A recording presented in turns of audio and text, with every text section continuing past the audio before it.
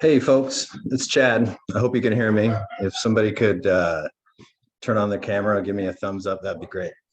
Hey Chad, I hear you. Okay, good. Jenny, we got some technical issues here tonight.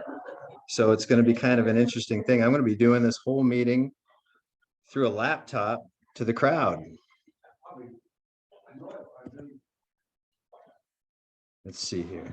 Just need to make a couple more changes to the computer here and then.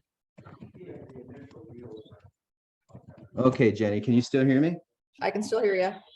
Okay, so we can't hear you very well. Could you try talking a little louder? Sure. Can you hear me? Yeah, a little bit. So people have to be using their big voice tonight if they're going to talk. Yeah. But otherwise, you can hear me okay if I'm not talking. I hear you. I hear you great. All right. Well, we'll see how this goes and just go for it. Thanks for your help, Jenny. You're welcome. Okay.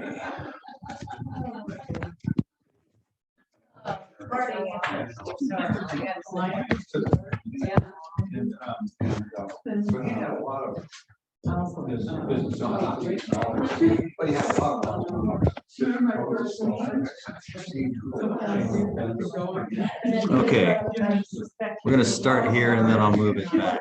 You can still hear me okay, Jenny? I hear you. Okay, thanks.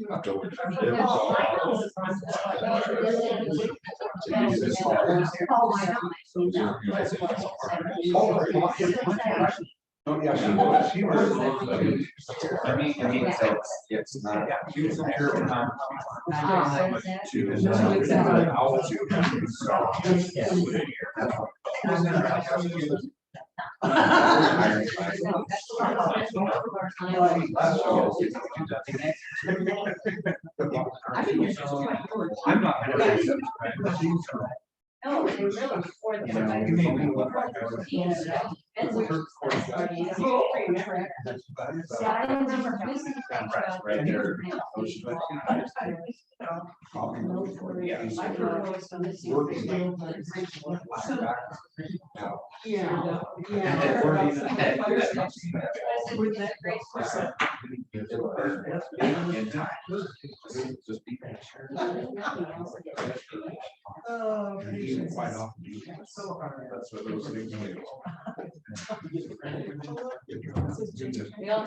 We are, but we're on a hybrid. This is going to be our camera. You're not going to see people on there. I'm not going to see, am I going to see anyone there? Not very easily. Do I just get Jenny? Yep, that's Thank you, Jenny, pretty for well joining it. us today. But she's been helpful in testing the system so I see. far. So thank you Okay. very much, Jenny Frank. You did well, sir. Yeah, thank you. So yeah, we'll do this hybrid unit. There's 3 people on there right now. Okay. Maybe 4 total. We'll keep an eye on that for you. All right, And it is picking up the recording. We still are being recorded. So all right, all right. So everyone make sure that you turned off your cell phones, click on mute, please.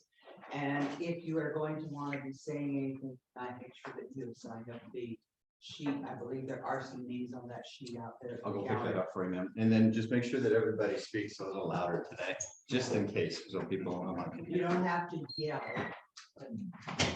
Speak up. Speak up. All right, so it's 6:03 according to my magic clock. And I call to order the meeting of the Gerhart Planning Commission on November 10th. We have 5 members here. Mr. Frank, Mr. Schechter, Ms. Schechter, Mrs. Schechter, Ms. Schechter, Judy, there you go. Russ, Sharon, and Jenny. We have had requests from John Messberg and from Terry Graff to excuse their absences tonight. Do we have a motion to excuse them from the meeting tonight? I move to excuse both those commissioners. Okay, Russ has moved. Do I have a second? Second from Sharon. All those in favor say aye. Aye. All opposed say nay. Okay, moving on, goes to our excuse. We have the minutes from October 13th. Oh, we have the consent agenda. Sorry, folks. Consent agenda consisting of the minutes, the financial report. There is no correspondence. Do I have a motion to accept the consent agenda as presented? So moved. Don has moved. Do I have a second? Second. Judy, I'll let Judy seconds it. All those in favor say aye. All opposed say nay. All right, moving on to the staff report. Mr. Sweet, do you have anything to share with us today? It seems to be working online.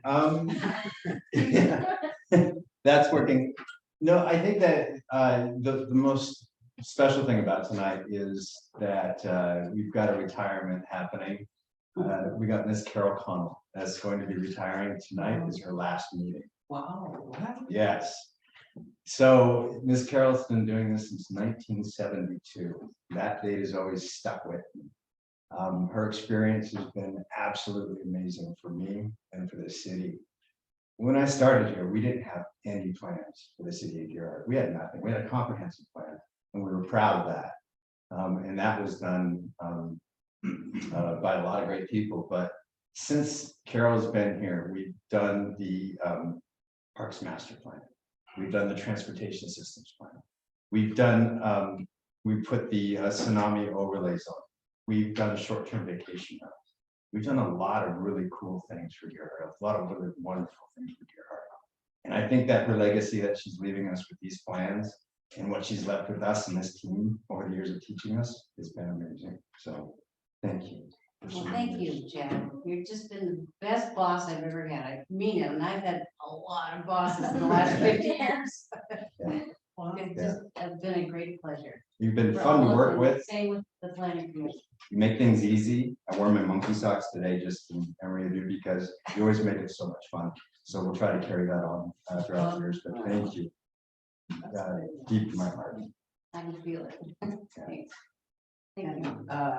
As the longest members, longest serving member on this commission, I will miss Carol. Like I said to Carol earlier, she's let me get away with a lot of things. So we'll see what the future holds, and we wish you the best of luck. Thank you. I'll see you on the other side. I know. But you're not done yet. Not quite. And look at the flowers that Angelina Oh, designed. It's just gorgeous. Do you have anything else? Not at the moment, no. Okay, Angelina, do you have anything? Just that, I spoke with Chad and I talked with Christy, process of turning in any correspondence. If you guys want to maybe agree on a date to switch that, I can get it filed and then I can. To get the correspondence earlier, it But would be helpful. why don't we move that into new business and we'll take care of that towards the end of the meeting? That be okay? Yep. Okay. Carol, do you have anything for us No, besides? it's been a lot of fun. It's been a great ride. I really appreciate the volunteers. I swear, public servants and the volunteers are highly underappreciated. That's somebody's beeping. So thank you for your contributions to the city. Thank you. What? All See you right. in my kitchen. She's I'll see you. working on her kitchen, putting new flooring and counters. Okay, so next on the agenda is visitors' comments. Are there any comments be made by the visitors that are not related to agenda items? Oh, I forgot that. I jumped, didn't I? All right, I will back up. Visitors, quite forget. Commissioners, goals list. And we have the comp plan summary that Dawn did for us.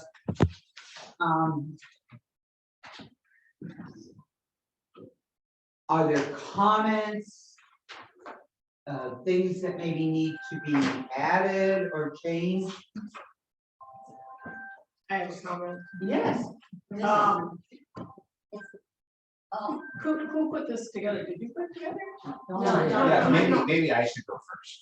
Okay, Yeah. all right, How's that? okay. For those in the audience, what we're trying to do is create a summary of the comprehensive plan for the citizens so that it's at least an introduction to what the comprehensive plan, which is our guiding policy for. So that's what we're putting together. And you can see that it refers to the full comprehensive plan on the city website, which my recommendation would be to make that almost its own tab, because you have to kind of really do some digging to find that on the city website. So if we could make that a little bit easier, and then maybe that would make this link a little more specific, so people could go right to it. This is a so called a rack card. It's a 9x4-inch card, hard, full color copy, front and back. I think the idea would be that maybe this would go out like in the city water bills, you know, something like that. So that size may need to be adjusted, which can be done. So this is kind of the standard size, and those are the standard costs, and I did get some costs on this. You can see that it's, I think, mostly readable. Whenever you put a photo behind verbiage, that can be a challenge. So that's something we can kind of keep finessing. But there is room for maybe 1 or 2 more notes on there if we want to do something like that. If we want to adjust it, I did really try to clean up language a lot, take out, you know, of Gearhart, you know, repetitively and that kind of stuff. So, because I think that's kind of understood. Just for your guys' information, the costs that I got from a local printer, 500 is $167, 1,000 is $184, and 2,500 is $294. So it's pretty cost effective in that way. So we get enough to mail out and then have here in City Hall or whatever like that. I think that's this is kind of what I was envisioning when we kind of started talking about this. So with that, if there's any edits or additions or subtractions, you know, now is the time. And or we can also email Angela. She'll forward them to me, so for the next meeting. So that's what I have. Okay. Comment, yes, Sharon, I know you had some. Yes, in the second column, to provide water service and adequate drainage, there needs to be a space between service and. Yep. Yeah, I think you've still got the editable copy, right? Oh, yes. Oh, you're editing. Okay. Yeah. The other thing I would say, I love this picture's background. For old eyes, I think the print needs to be a little darker. It's a little hard to read, Because of the background. but I love the background. It's really cool. Along that same line. Because you have 2 different backgrounds. Yes. If you're looking at, the 2 different backgrounds. I thought, hold it, they're 2 different sections. It's just like that. I realize that, but most people go like this, or it's a single card. Yeah. Okay, so my other comment is that anything that comes in my water bill, I throw out. Well, I not don't- everybody gets a water bill. And not everyone I gets a for one water of bill. them. Yeah. So I don't know if that's. I understand what you're doing as a marketing tool. I just don't know. If it would be worth it. Right. And that was just an idea. We haven't really talked about how to get them out to the public. And maybe that's a discussion we should have before. Well, I can give you a little breakdown. As far as what we've seen, as far as staff goes, we've got the budget, we can take care of that, so it's not expensive. And from our standpoint for communication, it would be a good tool for us as well. And I think keeping some of those around, getting them out, we could do a mailer like that, we can have it on the website, look just like that as well. Tab. And then we could give it out with building permits or new people Yeah. coming out, things like that, just to kind of get those ideas, because I think your plan was to show this thing off, this is what we're about, right? It's a comprehensive plan. So we would like to get it into everybody's hand possibly could. And so that's our mindset. on that. So once you get the content down. we'll go for it. I think that since this C1 zone is so important, companies should be about that C1 zone, just simply because there's been a constant, it comes up constantly. And people are particularly looking at doing any businesses downtown core area. And then the comprehensive plan's been amended more times. Than what it said there. Yeah. That like 1, 2, 3, 4, 5, 6. I don't even know if you need to put how many times. I mean, it has been amended several times. Or how about most recently? So that people understand that fairly, like in 2019 is fairly recent, so that it helps to label that. Some different wording. Okay, Yeah. Yeah. And along your lines with the downtown, there's the strongest policy in this town to defer, to avoid a tourist economy in the center. Not on the highway, but in the town center. And that's why there's been, I think over time, there's a lot of reasons, but the struggling businesses where they want to get more life, and why can't we have more businesses and paint shops and all these things that the city is just does not want to attract outside tourists. It's a residential community. And maybe we could emphasize the residential part too, in the same statement. Not that that's good or bad, I'm saying that's definitely. no, I hear you, yes. The backbone. We're just, we're not changing the plan. We're just. We're just trying to summarize.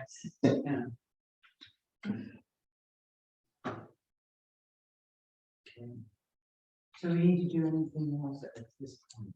No, I thank you for the notes. I will work on that and craft another one, and I totally understand, especially where this tree is.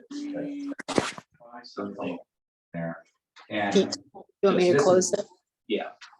This is from Angelina's laser printer, the real copy is gonna be. There's your PowerBook around.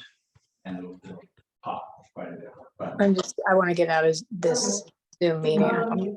Just wait a minute. You mute. We've got on these- Conversation.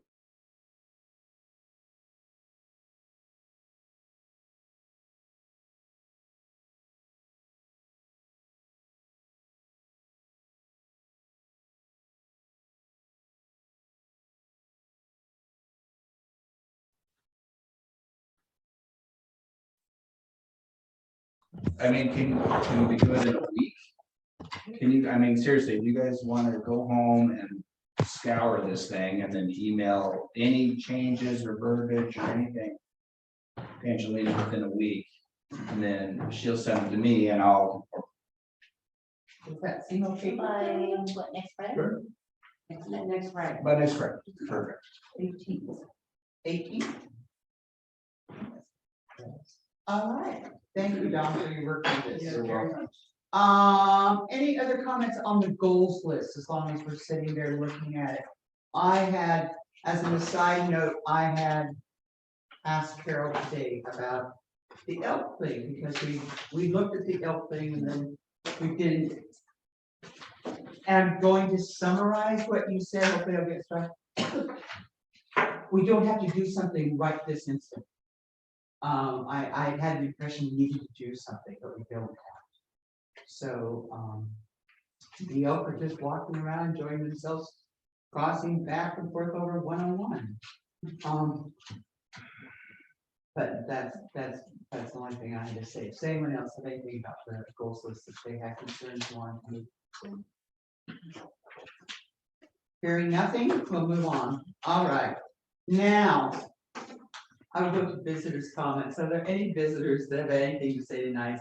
Having that's not on the agenda. Is there anyone out there, Angelina? 5 people when the was raising. No one's raising their hand. Okay, all right, great. Okay, we're going to move ahead for our public hearing. In the public hearing tonight, we're going to open the public hearing on 22-08.ZMA zone change request submitted by Michael Morgan for property located 1777 Pine Ridge Drive and 1837 Pine Ridge Drive, and further described as Assessor's Plat 6.10.3 BA tax lot 1700 and 1800. Said request is to change the zone from low density residential R1 section 3.1 to high density residential R3 section 3.3 in order to expand the existing apartment complex. I will read the hearing disclosure statement. All persons testifying shall be deemed parties to the application and must provide their name and full mailing address if they wish to be notified of the decision, continuances, appeals, or other procedural actions required by the code. The city zoning code specifies applicable criteria to be relied upon in making a decision. Those criteria and findings of fact are in the city staff report. Public testimony should be limited to those criteria and findings of fact or to other city or state land use standards that the person testifying believes apply to the proposed land use action. Failure to raise an issue in person or in writing with sufficient detail to afford the hearing body and parties to the hearing an opportunity to respond to that issue precludes appeal to the city council or land use board of appeals or to seek damages in circuit court due to condition of approval. Before the conclusion of the initial evidentiary hearing, any participant may ask the planning commission for an opportunity to present additional relevant evidence, arguments, or testimony that is within the scope of the hearing. The hearings body shall grant the request by scheduling a date to finish the hearing, a continuance to a time and date certain, or by leaving the record open for additional evidence, argument, or testimony pursuant to ORS 197.763 6A through E.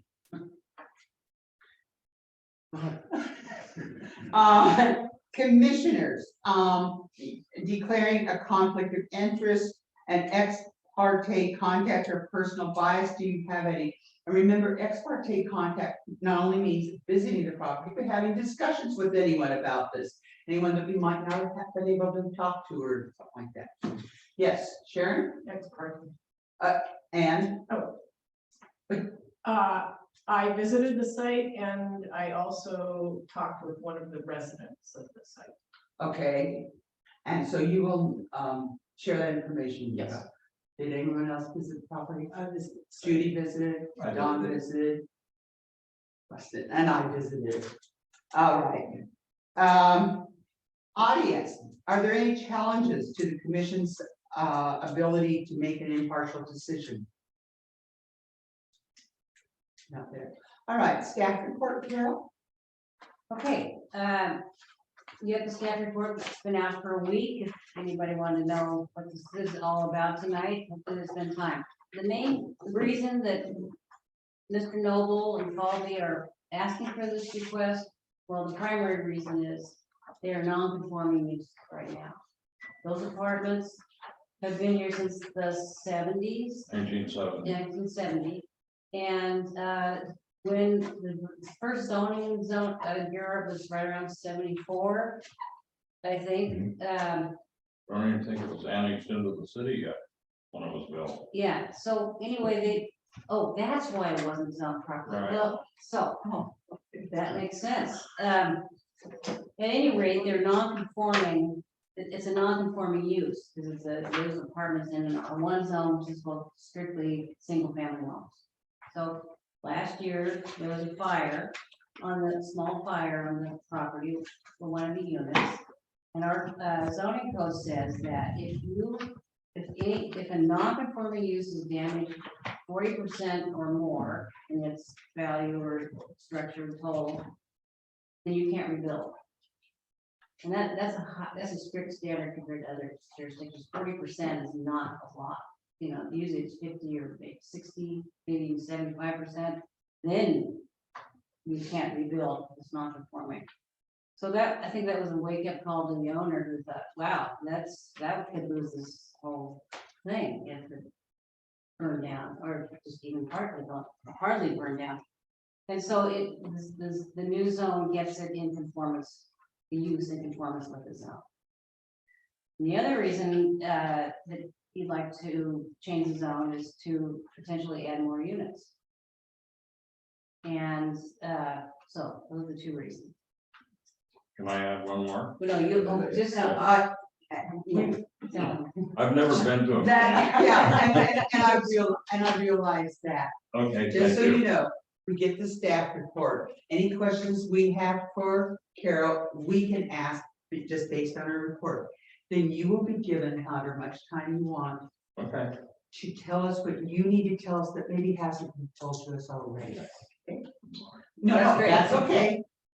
no, and technically the burden is on the applicant to make the case, not me. So I hopefully. And you'll be able to correct her then too if she fixes it. And just for the record, there's two pieces of testimony that came in. Maybe you have seen them both. November 3rd from Kelly Wilkerson, which will be documented for the council, and November 10th from Eric Heisman representing Robert Morey. Does everybody have those? Okay, so and also tonight you have some pictures of the site in your packet that these were meant to go into, and another look at the two-story building, which is facing Pine Ridge Drive, and the back of the property, which is touching the commercial land in the back. And that says a lot in the neighborhood is, I'll say that, okay. So, right now there's 15 1 to 3 bedroom apartments, and the rent range is somewhere between $875 and $1250 a month, and I believe they're full. yes. And this area, in the immediate vicinity is a mixture of residential and commercial categories. There's C2 to the east, with U-Haul. There's 2 streets on 2 sides of the properties. You have Pine Ridge Drive where it meets Deerheart Lane, and so there's 2 street frontages, so that, you know, buildings are set back pretty far from the street, except on Pine Ridge Drive. And then, other than that, to the south and to the south and west are single-family residential uses. So it's a mix, but being about 700 feet to the highway, there's a whole nother mix of things happening there too. Like all of Deerheart, this area is subject to inundation by a subduction zone earthquake and tsunami. There is a rise right there, and Pine Ridge Drive is actually in the large scenario, so it's not as bad as some of the other properties you've reviewed.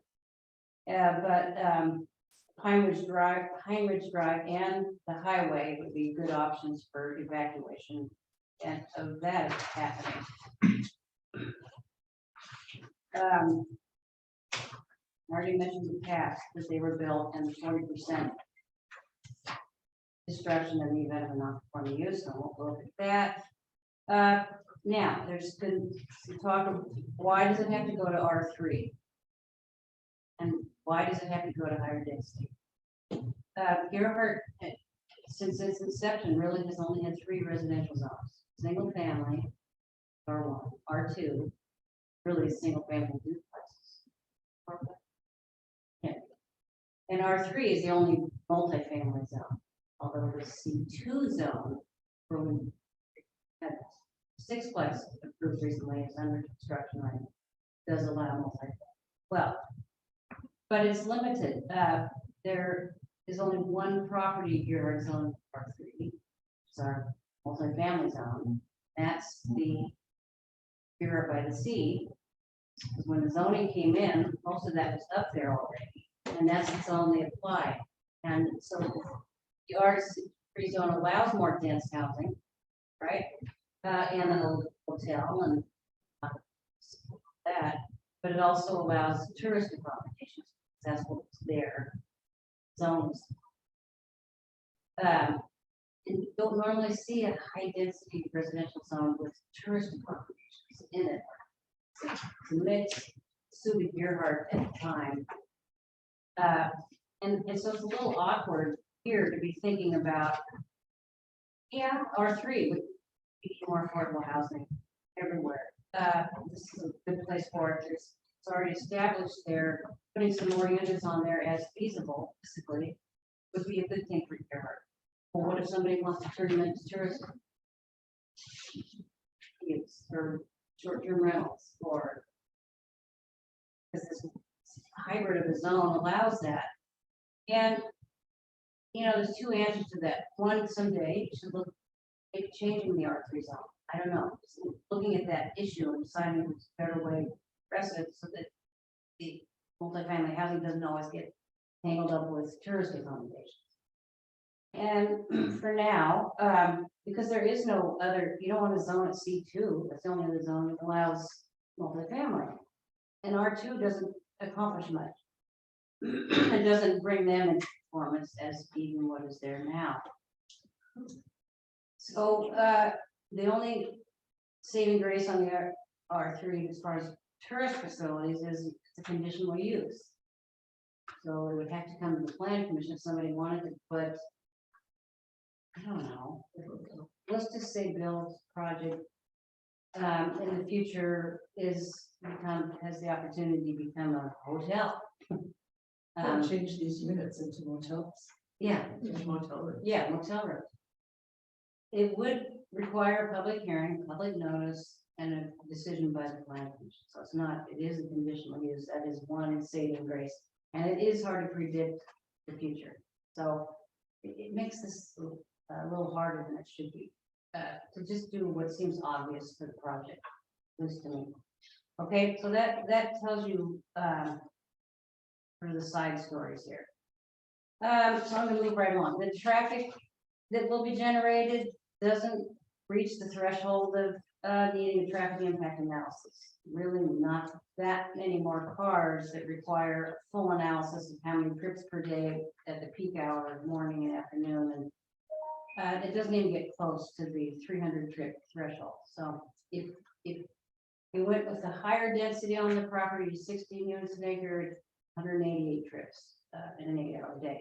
If you went to the tsunami limit of 10 units an acre, tsunami overlay zone limit, it's only 134.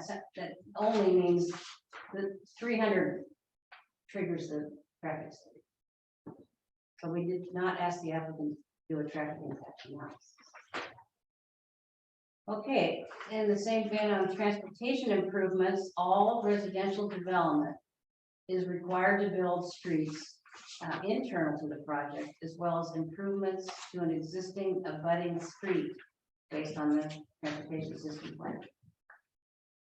So we have 2 streets. One of them is a very important one, Gerhart Lane, collector and traffic and pedestrians, and you even saw the baby carriage trying to, on one of the pictures, to fit into that little strip there, 4 feet. And Pine Ridge Drive, which is not a major street, but it does plan to have a walkway on the west side and a shoulder or parking on the east side, which would be this property's side. So we'll talk about that some more. Well, here we are.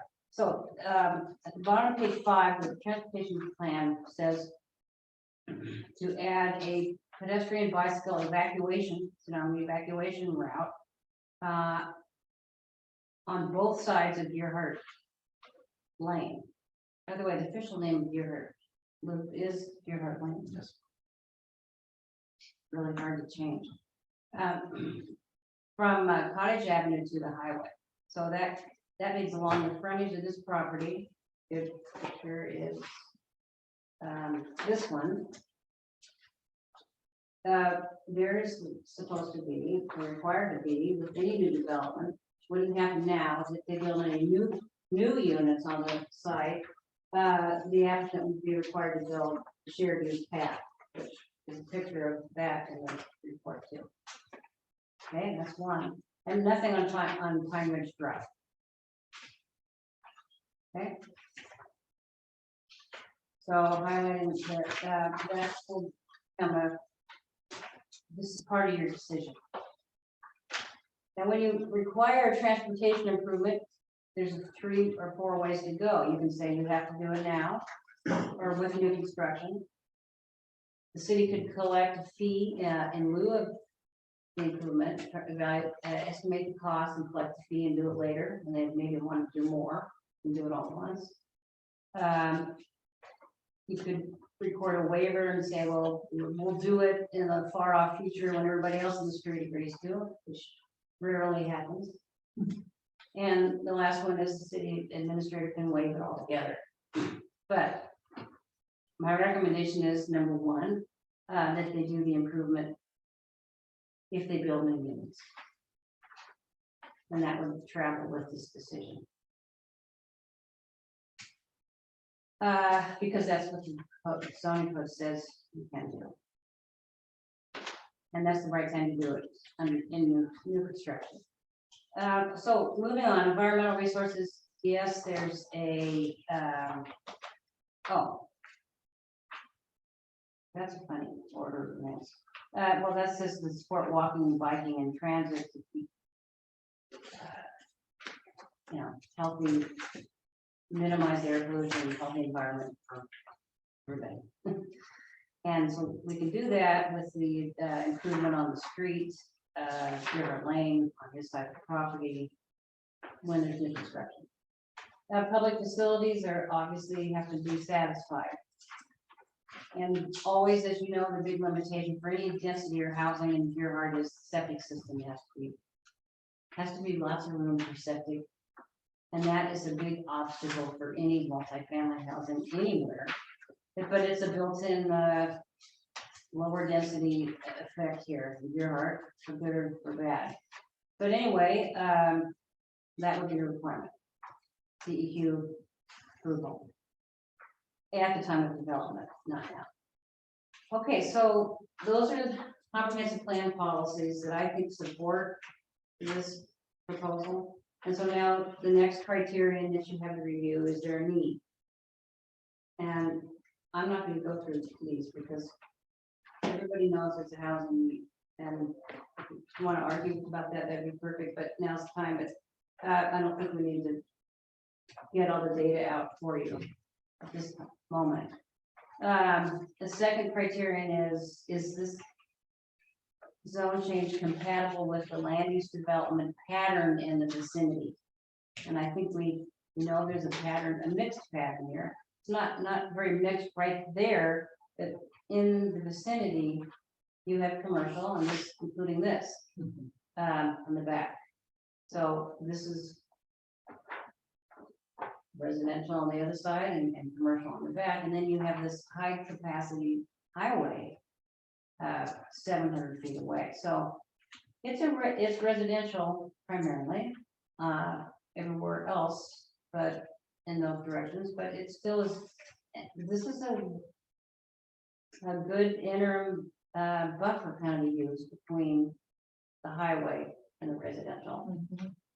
So is the land suitable based on slope, soil hazards, and so on?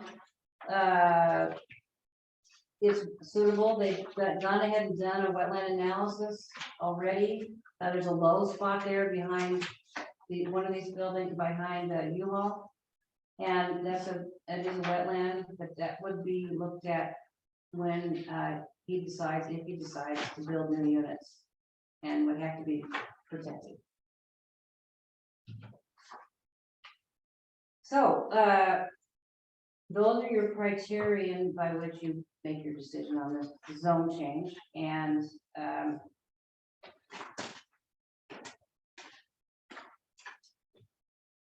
there's four issues that I've called out.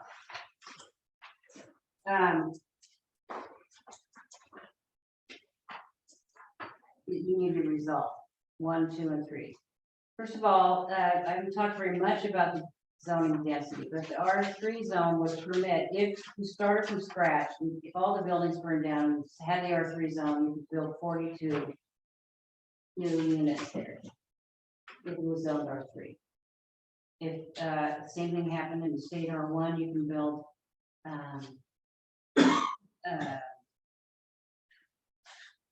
5, 4 or 5. I'm not adding it for the moment. So that's one thing to know. That's what the density is. Now you also have the tsunami zone that says we can't build more than 10 units an acre. And this is a problem for you because you have to decide. It's not always black and white. I mean, you have to weigh these factors because they both exist in your comprehensive plan. One says we need housing, here's the density. The other one says we're in a tsunami zone, so we don't want to get too much density because then it's more people that are unsafe. And it's up to the city officials to decide in every case what's the priority. Give them a little more density to put a little more housing on this particular site because we don't have any R3 anywhere. Or you bring the density down a little bit so that there's less people living there that are going to be subjected to the tsunami zone if it happens, if the event happens. And so I know you kind of want to know which one is more important, and you just have to decide as a group. Of course, this goes to city council, you know. You're making a recommendation to the city council, and they have another hearing, and then they will make a decision. No zone can be changed without ordinance, and you're not in that. So the first thing is, do you want to try and limit the density with this zone change decision to keep it at the tsunami level, only 30 dwelling units per acre, or 30 total rather than 40? Or just change the zone and let it take care of itself in the future, because we don't know what the future has. Sure. The second one is the city needs to decide if development on the site should be restricted to residential uses only, because now we have this potential tourist accommodations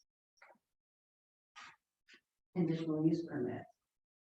And the only way I know that you could do that is to have it travel on the deed. It would have to say every time, there shall be no tourist accommodations built on this property and recorded.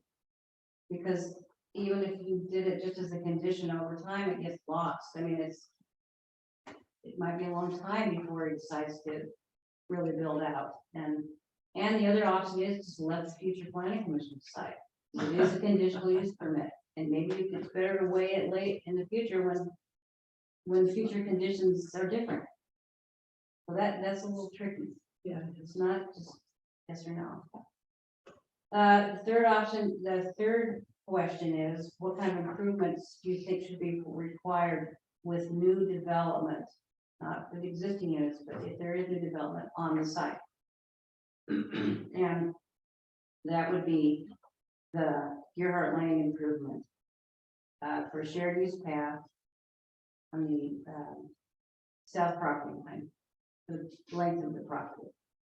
That I think is, you're allowed to require that in new construction, and that would be a condition of approval. And I don't think that would be hard to remember. I mean, the city will have all these records anyway. It's not like we can't look this up, but as opposed to the fee in lieu or the waiver of remonstrance or waiving it altogether, I think you should go with 3A. The fourth condition is simply a condition that if the owner decides to construct additional units in the future, they may need to have a new wetland delineation. Because things, conditions can change. And of course, the last one is just the obvious that DEQ has to approve any new construction. And that's always a limitation anyway, the density of the site. So if they need a septic in there and 55% lot coverage maximum, which is another limitation by your zoning, you can't even, you can only build on 55% of the property, and somehow skip that part. But I did, didn't I? We skipped several pages, I but it's know. okay. But, you know, We were I with- think that's we good. were thing. with you. It's my last meeting and I don't care. That's right. You look I like think 6, it- 7. You know, but you've all read it, you know. at We least read it, once. we know it, we're brilliant. so. I just wanted to point something out about housing, and that is, that you have a number of things, and this is what Bob Moore's letter said, that are obstacles to apartments. The biggest one is the septic. The second one is that you can only build on 55% of the land coverage. That's pretty restrictive for multifamily housing. The third one is the high parking requirements, 2 spaces per unit. That's really high these days for apartments. And of course, I don't want to compare Portland, because it's not comparable, but you know, they're just taking away parking requirements all over the country to get more affordable housing. And I think that's it. Okay. But it's only retiring once. Me too. Do you have any questions for Carol for the information she's presented? Anything to be clarified? Well, I just wanted the conditional use, proclamation or attachment to these. It seems like we've gotten in trouble with conditional use in the past where that was the designation, and then somebody came to us. So do we truly have, we or our the people following us in this job, can they truly stop? If a guy wants to turn into a motel Yeah, and it's a conditional use, there's no way they can talk us into it, or they can use the fine print to say, you approved this in 22, and now we're going to, we're going to call on the conditional use and bump this to a usage beyond what our intent. I'm glad I'm not gonna be here when that happens. Well, Honestly, I I don't. understand that, It's but not, I'm just wondering. no, and I think that's what Bob Morris, consultant, said too. It says this is really, you really need to look at that zone someday, your near future goals, and figure out how to fix that, because Yeah. you don't want to make all those Garrett by the Sea non-conforming either. They're zoned R3, so then that's a problem. But do you want to wait? Do you want to live in the future? I can't tell you Okay. if they can deny it or not. It is a problem. Conditional uses typically means they're permitted with conditions. But I don't know if the lawyers in there and they tell you anything, so. And everything, both sides, okay? I mean, I can get a flip in here, but it's true. Yeah, well, that's what I brought up. I mean, that's somebody in the future will have that potential. Maybe not. Maybe if they add more units and it goes on forever and it's. Well, so maybe, you listen to the applicant and tell his story might help you. Well, and Understand. I think it in terms of beyond the applicant. Yeah, I know. I agree.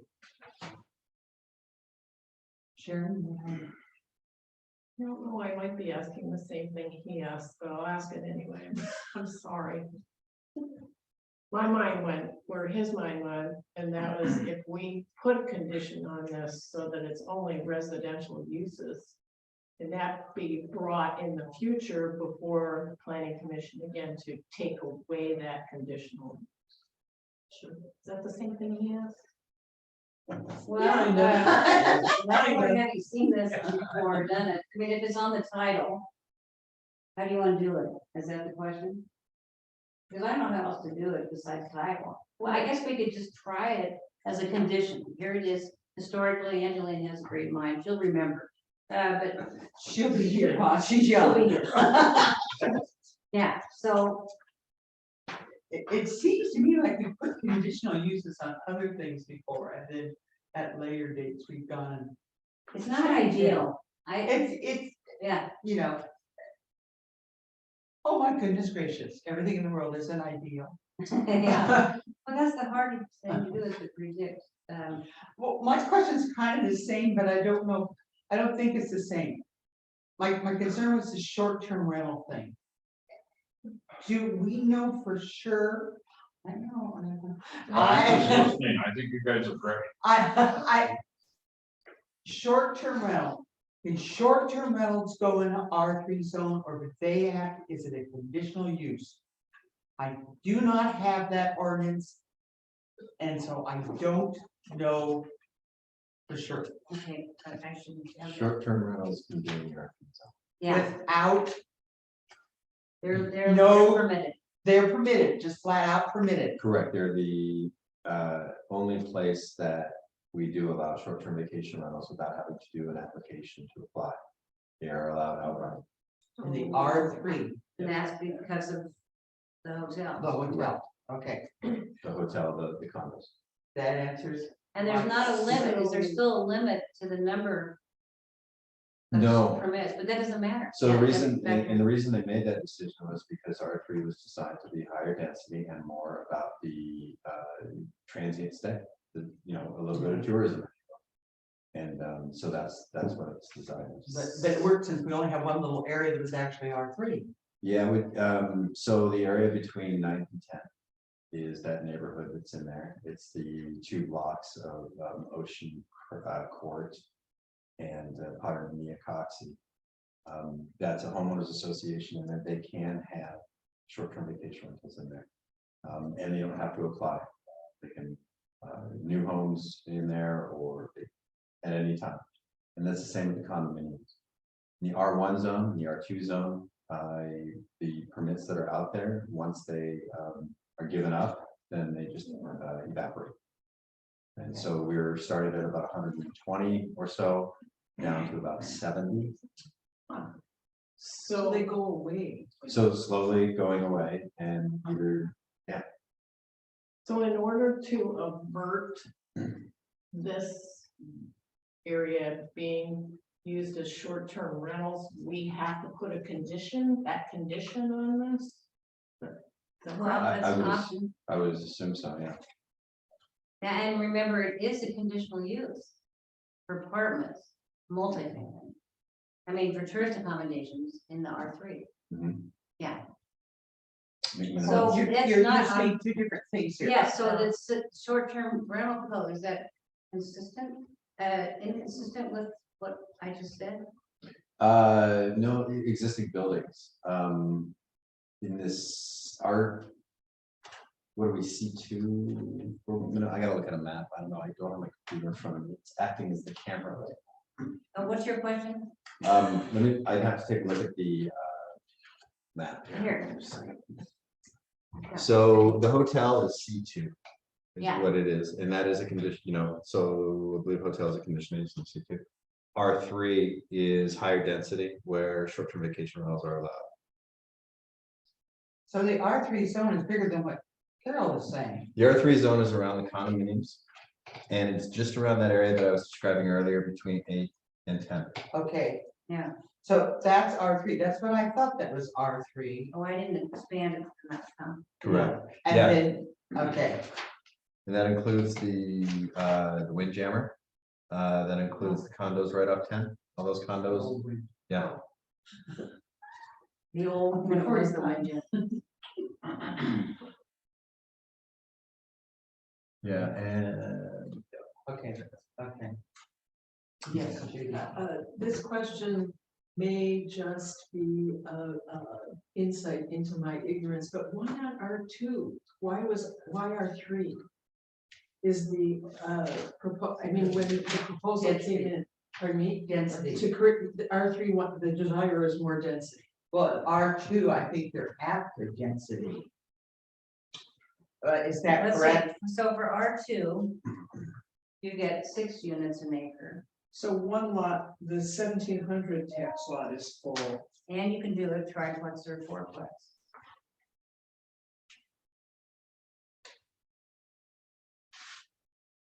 I see, and only 3 more. Yeah, R2 for his So 6 it's- buildings an acre. So, I mean, It he's just there, doesn't allow enough Right. more. he's there. So, that's fine. Right. Madam President, Yes, sir. also, sorry, the Gearhart Greens condominiums are also R3. Those are the ones at the Gearhart Group and Marion. Oh, I thought that was our 2. No, it's 3. That's our 3. Okay, okay, right. Okay. All of the R3 is developed. Up there. Yes. And the condos. And between 8 and 10, pretty well. Yeah. That answers that question. Are there is anything else for Carol? Yes, Tom. Carol, you were talking about the traffic improvement, the transportation plan on Gearhart Lane, Mhm. also known as Gearhart Loop, also known as Gun Club Road, right? Okay. So what does that look like? Does that mean widening that side of the sidewalk? Like that picture shows a perfect example of what it's like walking on that street, Yeah, right? and so this on page 6 is, it's kind of hard to envision this, but that's what the transportation plan shows it as. And it's somewhere between 10, 11, 12, 14, and 16 feet wide. Okay. With a surface and buffer drainage or landscaping on the 2 sides, On both sides of the street? on the 2 sides of the path, Oh, okay. Okay, in that same 14 to 16 foot width. okay. Think of walking a division of traffic. They're trying to Yeah, separate the you walkers from the traffic. And from the property line. Right, okay. And, yeah. Then you kind of brought up something, Chad, so. I think this relates somehow, but like, we went from 125 short-term rentals down to 70. What is the city's plan on that? As far as people maybe reapplying, or are we still trying to figure out what that number is? Am I? The intention of the city council at the time was to potentially let it go to 0. To 0. Yeah, and that was, if you city council, that was the plan. They may decide at one point, at any point, that to cap it, to open it up, to do what they want. They just have to change the order. That's what was basically voted on. Okay, to get down to 0. Yes. Interesting. So if this did ever want to go to short-term rental through the R3 zone, that doesn't need a conditional use, that's just part of the zoning. Okay. Yeah, it's unlimited. What was it, 78%, referendum? Any more questions for Carol? Well, I guess speaking to that, we talked about all the other R3 in the community. Can we approve an R3 with specific, with additional regulations to say, this is R3 except it has A, B, and C on it? Yeah, I mean, it's difficult over time to track this. It's not a great thing to condition, like you said earlier, the zone change. But if that's the only way you can get to the decision, then that's all we have to work with. You should make the decision you want. Those 3 conditions, but once we hear from the applicant, and when we can figure out if we want to do that okay. Okay. Let's move on to the applicant. If you would please state your full name and address for the record, and you can talk, you can say whatever you like. This is your chance. Okay. Sorry about earlier. Oh, that's okay. Okay, my name is William Noble, and my address is PO Box 2384, Gearhart, Oregon. And I actually live in Astoria, 577 14th Street. And I have a property there.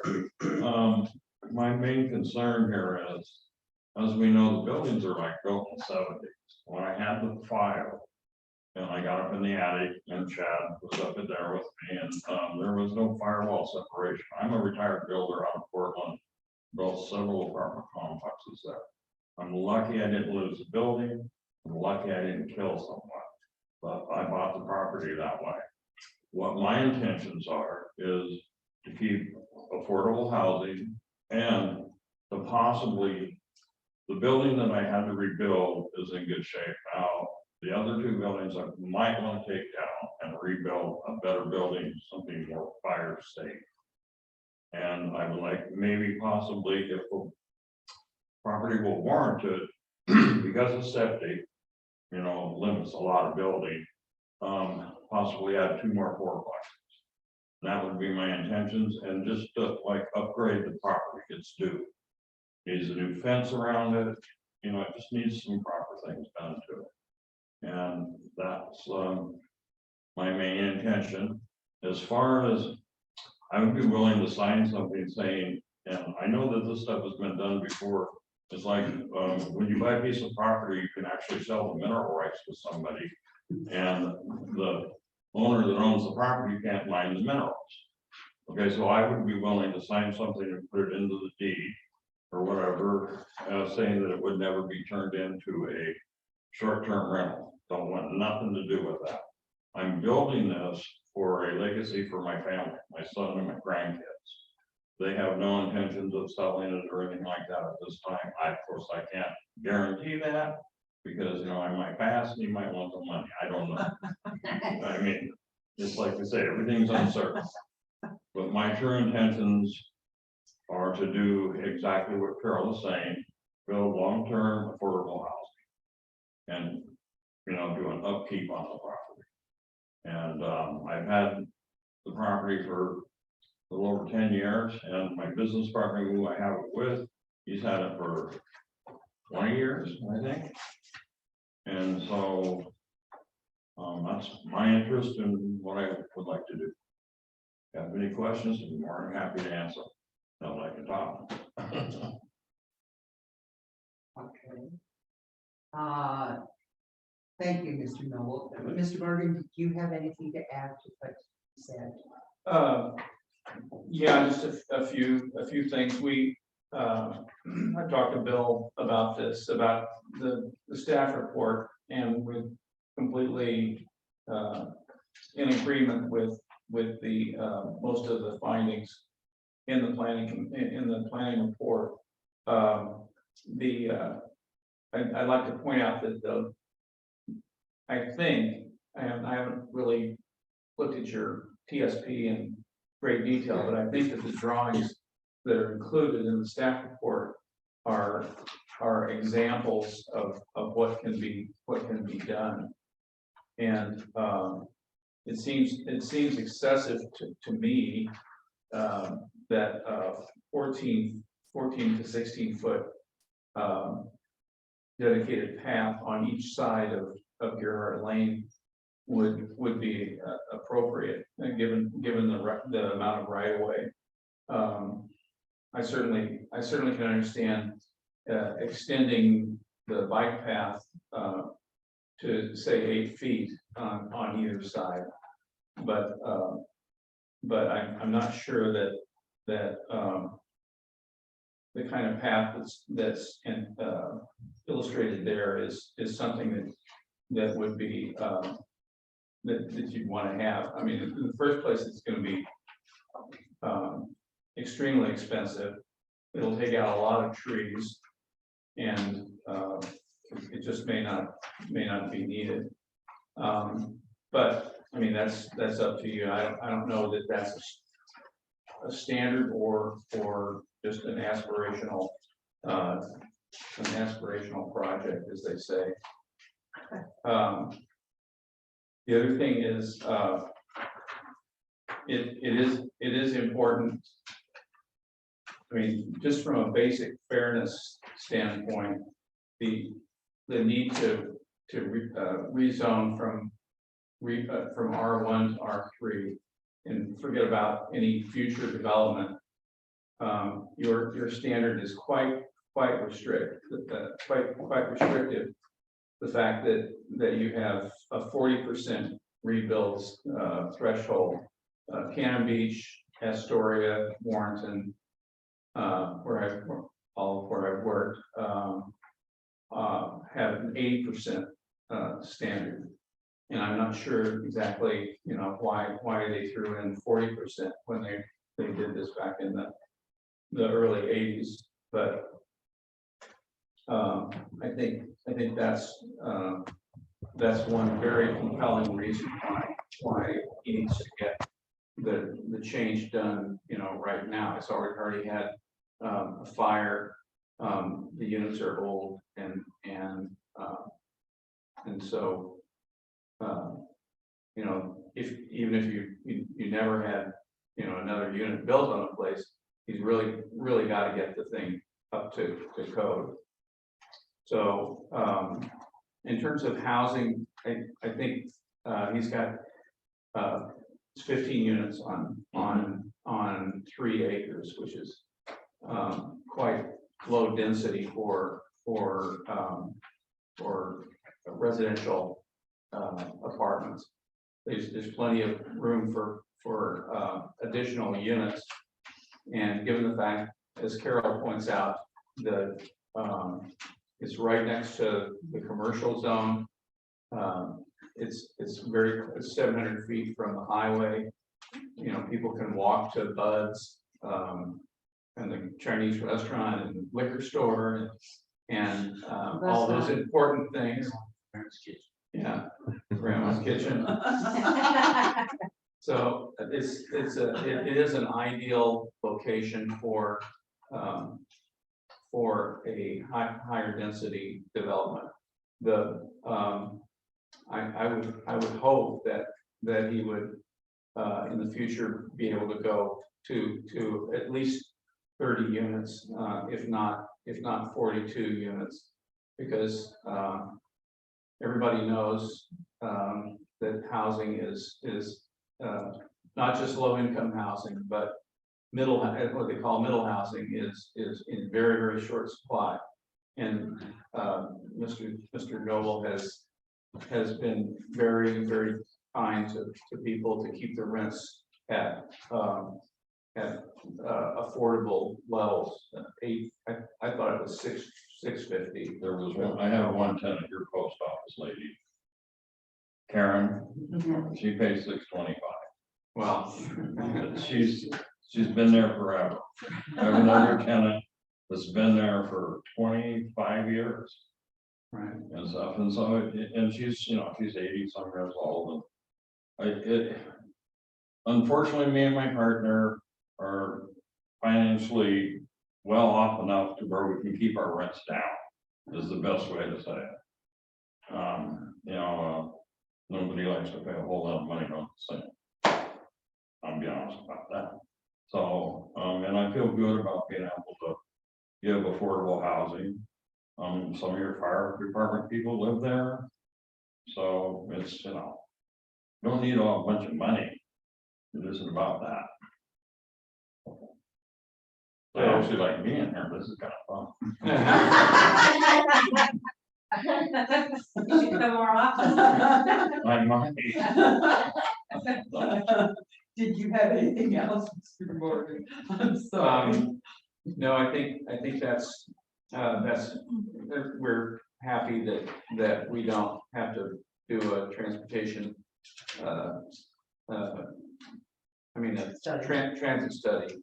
I think that's certainly a good bonus. I think the idea of being able to pay into the future development of the path along Garrett Lane is the best option. The other thing that was mentioned that we talked about was the fact that the chain link fence on Gerhart Lane can be modified so that, taken down in certain sections so that the fire department can get in and put out fire in those units that are right along there. The fire department doesn't have to go in on the Pine Ridge side to get to a blaze there. But, I think it's about it, so. Can I get your address? Sorry, PO Box 132, Cannon Beach, 97110.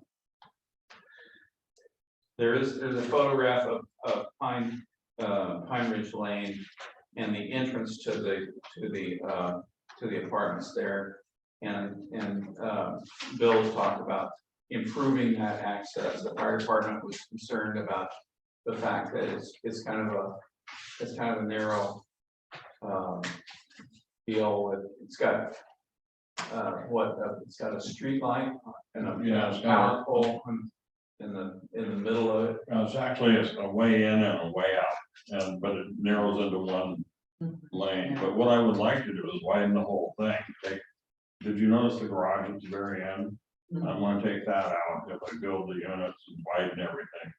Make sure there's plenty of room. And then the only concern I have about the fence is I want to replace the fence, but I want to make sure that if fire department has to come, they don't drive across the drain field, the thing can lose their truck. So that would be a part that I would, I would make the opening so they can get in without doing that. And the other thing I would like to do is add a fire hydrant. That fire scared me to death. I mean, yeah. And if you guys want to hear the story, the lady had a barbecue. Do you know about this? She had a barbecue on the back deck. I took a picture of it, told her she had to get it off there. And a week later, she burnt the place by leaving it on all night. It was up against the building. And when the insurance company came, we found that the knobs were turned on, so we know it was left on all night. So I was in the process of probably going to evict her because she wouldn't, correspond to my, you can't have a barbecue on the deck. But tenants are tenants. Bill, where are you thinking of building this new? You know where the garage is? Right You here? see that? See all the trees back there? Yeah. I want to take some of the trees down. That's where the wetland is up against. What happened is there's a retaining wall all across there between me and U-Haul. And the retaining wall is what it is, although it comes from the property and Pinehurst. Come up against that retaining wall, there's nowhere for it to go, so it creates a little pond, little riparian zone. But I want to take that down because I'm having issues with homeless camping out in there. And so I'm picking up garbage all the time, chasing them out of there, and I just kind of want to put the 2 units there, and so it would be right here, right here. You show us where, yeah. Yeah, I just want to show them.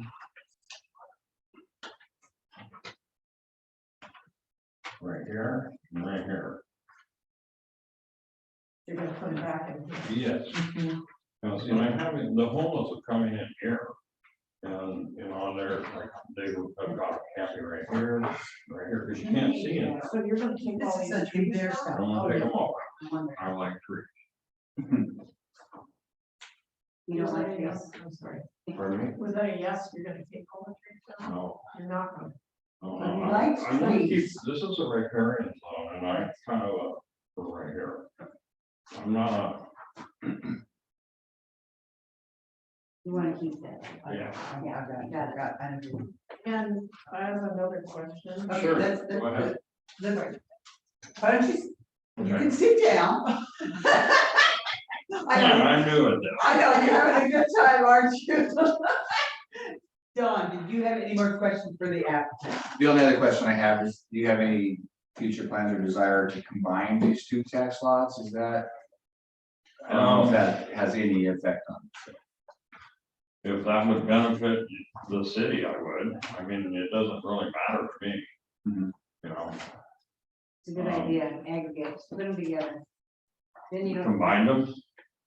Yeah, I mean, sometimes you run into property line, you might build something on the property line and then, Actually, one of the buildings is on the property line, runs down to the little 5 yeah, So, take it away. It's pretty easy, right, Angelina? Lot consolidation, county assessor, easy. pardon me? Just pretty easy to do. Yeah, I would be opposed to that. Any other That questions? is all. Okay, Sharon, you said you had some questions? Yes, so where would the extra parking go? Well, so I own all the way up to the backside of you all the way. So I would probably, do you see the, can I come up again? Yes, yes, you do, yeah. So much walking around. This area here. Okay, so you're gonna turn that into parking. Yes, it's actually parking now, but I can enlarge. Right. So, say just the parking goes from here to here. Yes. And then these trees. Right. and then here. Yeah. $40 here. Yeah. And the drain field for this project. Okay, and where's the drain field for, I just put a new one in here, okay, and this drain field is right here. and then is there a reason that you need a fence along Gerhard Lane or? To keep people from driving across my drain field. I've had people, Kids in. Yeah. they're tenants, and they'll drive to the back patio door, they'll just come off Gerhard Loop. You know, so. People, do you have any more Calm down. questions? Do you have any more questions, Sharon? Judy, did you have any questions? Russ, any questions? Okay, I don't have any questions either. I might have one. You have a question or a comment? One comment, yeah. Okay, I think it would be extremely wise for the planning commission, the city to change the R3 zone as soon as possible to eliminate commercial uses and lodging specifically in the R3 zone. I think a lot of cities don't have that provision because they want to see rental housing rather than commercial or any kind of commercial development. And as a matter of fact, some cities are moving towards requiring a minimum density in the R3 zone so that people don't use up R3 land for single family housing. And that's because it's in such short supply. That's it. down the road, is that okay? Yeah, no, not. In the next 5 minutes, I got it. Okay, moving on. We have heard from the proponents. Are there any opponents to this request, this application? Are there any out there, do you see? Nothing? Any neutral comments? Here, figured out, neutral. You have a neutral comment. Please stand, please, please give your name and your address for the record. I'm Allison James. I live for mailing address. Can you speak a little louder? I do. I'm Allison Jinks. my address is PO Box 2428 in Gerhart. I actually live across the street from these apartments. So I obviously have a vested interest in what is going on over there. I have 5 kids who run and play and enjoy our street immensely. And I guess our biggest concerns are ones that have been talked about tonight. Just the increase in traffic. Obviously, I have 5 kids. They're going to be in the road, and that increase in traffic is a concern of mine. Balls go out on the road, frisbees go out on the road, it happens. We ride our bikes up and down the streets. So that's a concern.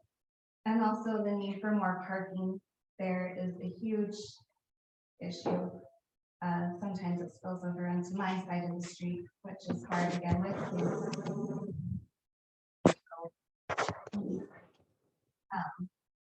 So I don't know, like my husband and I, he wasn't able to be here tonight. We were brainstorming. We didn't know if it would be possible at all to get an entrance for the apartments off Gearhart Lane. So that that could be more of a main entrance point and not the Pine Ridge Drive one. But yeah, those were our main concerns, and I would really appreciate not having 42 apartments. I think that your idea of two more fourplexes would probably be my limit. Like, I think I would be okay with that, but not anymore. Because I didn't buy my house with the thought of having my kids be in a high traffic area.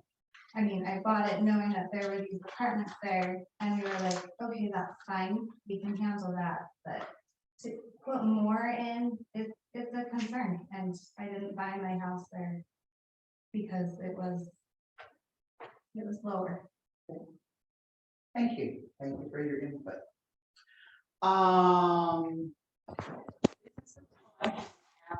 Now, do you like this is your final chance. I'm listening to her concerns, and I know who she is, and I know her kids. And, I know that none of my tenants park on this her side of the street. And I do know that my tenants do park on my side, and they do come and go. Okay, I mean, that's normal life. Your kids, believe me, I don't want anything to happen to your Oh, I kids. know. Okay, I know. but there's also a side where you need to, produce more affordable housing. And I agree, and so I am fine with your increase in that, but to have it go to an R3 zone and have it be okay to have 42 apartments. Just so you know. As a city, and for you to know, that is not okay with me. Just so you know, the property can't warrant 42 units. There's not enough room for septic, and there's not enough room for lot coverage. So it would be very minimal. And more than anything, I want you to know that you watched me upgrade the Crown Building, the one right across the street from you. Mhm. The other two buildings, Are in desperate need. yes. And so, and like I said, if I would have lost that building, I would have been able to rebuild it. Because, and so then there's no more affordable housing. So, people in the grocery stores to sell your groceries. All right, you two. I understand both of your concerns. So I'm going to close now the public hearing. So now is the time for us as commissioners talk amongst ourselves. Sharon, would you share what you learned today from one of the residents, please? Yes, this resident, spoke to me. I didn't really have a conversation with her per se. She gave me a couple comments and said that, she would be opposed to adding more housing in there. And that at this point in time, there's fights over parking. Well, I know who that is too. And she's a problem tenant. So, Okay. I don't know how there could be over parking. She has more cars than anybody. And she's been told not to have them. All right. I'm naming names. Okay. I know who it is. Did you have anything else to say besides that? Yeah, I think we should I really feel like we should put some conditions on this, situation. I would like to see the 30 units be the absolute most that could go in there. If we can get that many in there. Right, yeah, But it's at a max. but see, you might not be around and, Hey, wait a minute. We might. Yeah, we've been really morbid tonight. None of us are gonna be around. Anything else, Sharon? My only other concern would be is if you do knock down, one set of buildings, Well, you have built the new ones first, so those people can potentially move over to the new, in other words, what happens? Oh, right, I got you. That depends, because one of the building I do knock down would be Karen's, and I don't want to lose her, she's a great tenant. So I have thought about that, and I would possibly build one, and some of the tenants I don't mind staying, and there's a few that I wouldn't mind getting rid of. You know, I'm not gonna speak who they are, but I worked really, when I took the project over, it was really kind of a, how do I say, it was a very poor mix of people. I've spent the last 10 years working really hard to get a nice group of people in there. And so, yes, I would like to keep most of them, but there are still a few I would like. Okay. That's being honest. Anything else, sure. Russ, did you have any comment? Well, To I just discuss think, amongst us, I'm sorry. to discuss amongst us. Well, I'm just suggesting that we, you know, pass it, but have the restrictions to where we don't allow the commercial aspect to be utilized within Short-term that rental R3 is what we're- designation. Yeah. So that's one. That's all you. Judy? I'm in agreement with that. Well, it sounds like the property won't support more than 30 units anyway. So I'm not as concerned about it getting to be too dense, but I am a little concerned about the R3 business, and I think separate from this proposal, we should take a look at that ordinance. But yeah, I'm in agreement with that, that we should approve it. Tom? I just have a couple comments. First, I really appreciate you two being civil and conversing with each other. It's been a long time since that's happened in this room. Not with us. But I appreciate that. Thank you. In this letter from Miss Wilkerson, describes, as Carol said, the two competing ideas of the comprehensive plan. And these are seeming to come up in front of us more and more. And I think in this case, I think the housing need outweighs the tsunami connection, in my opinion.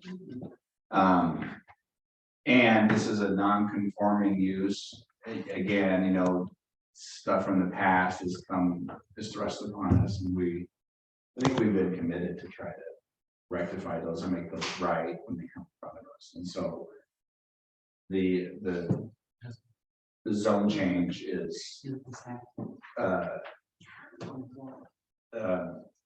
with the conditions, I think it's the proper thing to do. Okay, anything else? That's it.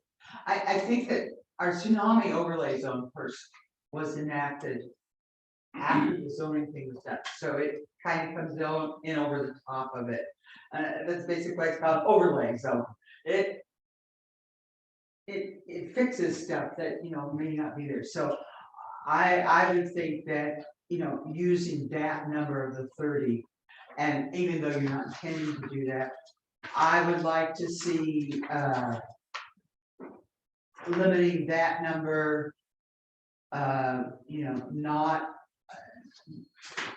Carol knows how to, and I certainly don't know, but put that caveat on there that prevents it becoming a tourist, a short-term rental. As a community, we fought too hard to change that. And the other thing is that I actually think that the C on part 3, the record of waiver remonstrance, that is Right.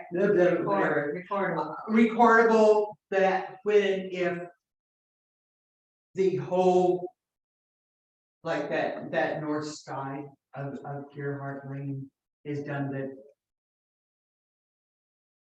in other words, you would not argue with it. Oh, You no, go, okay, no, you've that's got what it they're wrong. all agreed.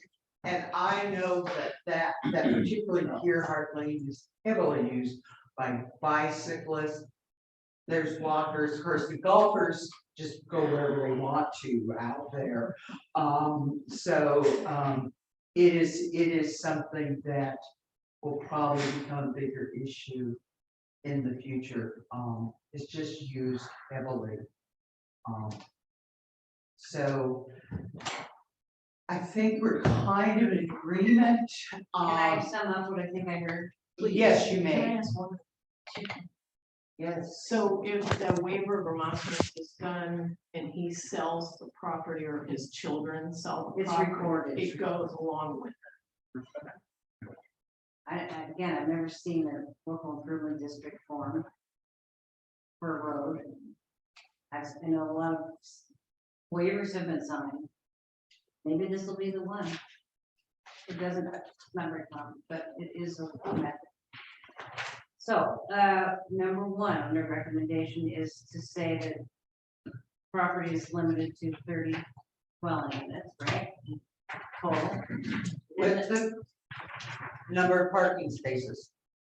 Yes. Oh, yeah, well, they have to. Right, they have to, and I, Right, when I was over there, all the parking spaces were full, and it was in the middle of the day, so a lot of cars there. okay, Yeah, and so. I know it's difficult. Number, and it probably wouldn't be bad to spell that out. We're just gonna go ahead with this conditional zone. Okay. There's no way around it here. Number two, that the, future development is restricted to residential uses only. Yes. Number three, that the, project plan for Gerhart Lane will be executed by item C, waiver of remarks. Right? And the other 4 and 5 stay the same. So where we are now is if we want to move ahead with this, I need a motion from a member. You're recommending the council. In the motion. All right, That would solve their problem, in a lot of ways for other. Let's go to city council. Do this again. So the motion would be recommend approving the proposal with all the things she just said. Right. Okay, we'll restate them one more time before, but yes. Is there, Judy has made a motion, can you make that motion? Yes, I will Okay, make I that was a little fuzzy there. Well, yeah. Do I have a second? A second from Sharon. So our recommendation is number one, permit up to 30 dwellings with appropriate parking, required parking.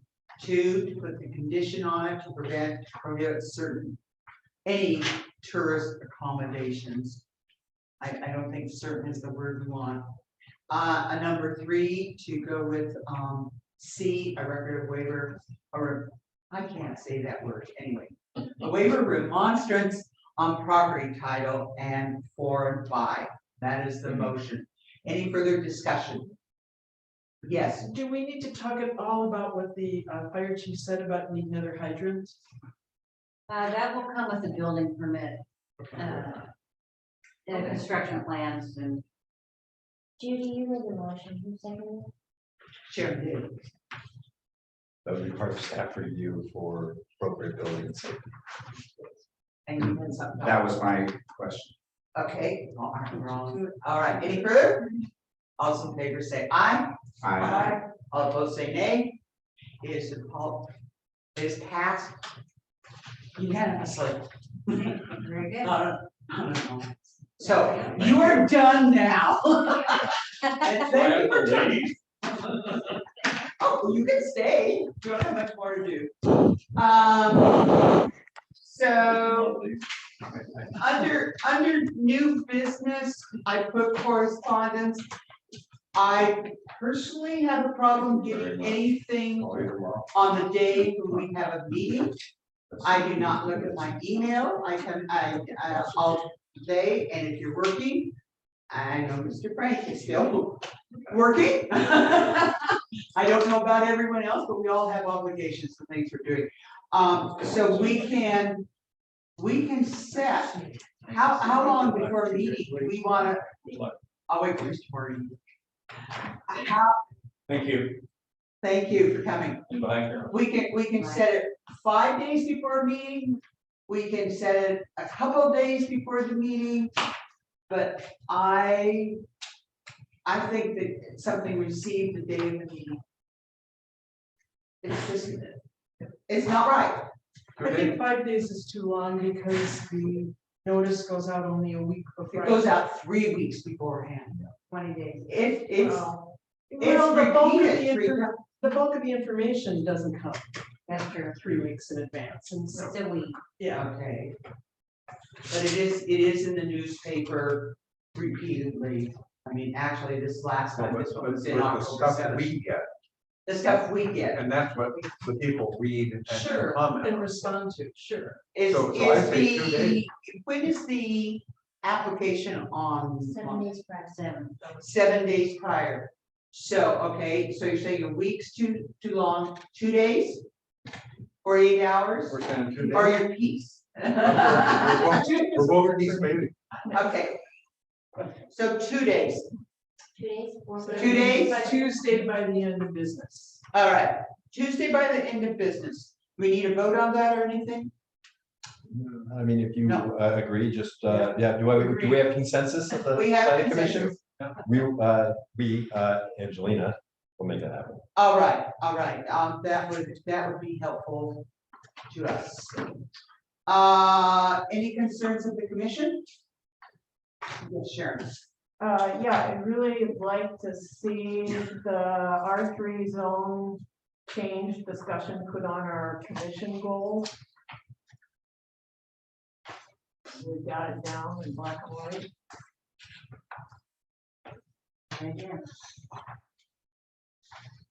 And then, I'd also like to, not drop this, the elk thing entirely. I'd love to, It's not dropped, we just don't have to do something I know, right now. Yeah, but as long as we have serious. All right, so any other concerns? The only concern I have is what are we gonna do? I know, Carol, It's a big loss, it seems to be. Russ, you'll get over it. Oh, All right. The last thing is December, we don't have any hearings. We wanna have a meeting, or we'd like to wish everyone happy holidays at this point and not have to worry about having a meeting. I don't, thoughts going on. I know it's a busy time of year. It's a for a lot busy of time people, for all of and us. If we had something, fine, We but if don't not, have it's- anything. Is that okay with the rest of you? Oh my God, yes. Okay, then if that's okay with the powers that be, we will not have a meeting in December. it's fun, yes, ma'am. All right. I know Angela Yes, said we yes, sure. so what are we gonna do about having a plan? Oh, you wanna know that, yeah. Well, I don't know, not easily replaced. Planners, especially at this caliber, very difficult to find, but we've got a lead on a couple people that are interested. But I think that our fail-safe and the people that are also very interested in learning how to work with the city is Crest. So the Columbia River Estuary Study Task Force Group, they're a group of planners as well that do a lot of work around here, and they're funded by different things. Gearhart, the city of Gearhart is members of Crest.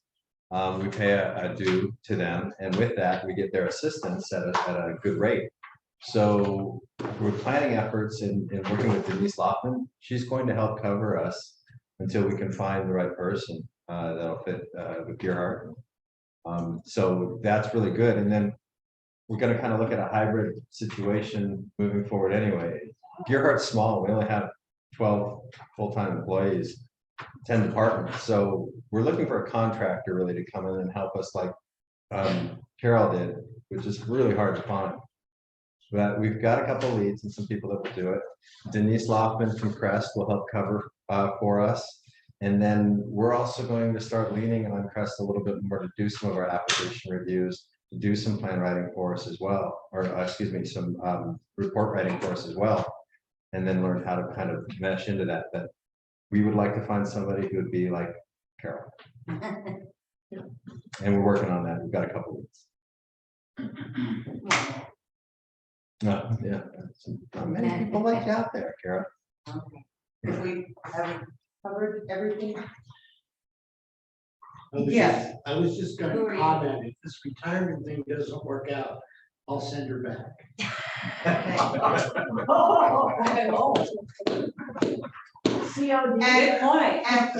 and with that, at 7:40, I close the meeting. Everyone have a good holiday, be safe, we'll see you. There's a major accident on Highway 26 at mile marker 1 and 2, don't go that way. Right now? Right now, yes. Just Oh, gonna test. no. So your Carol's home. What happened? You're headed home, Highway 26 is Well, closed. Enjoy staying, I mean,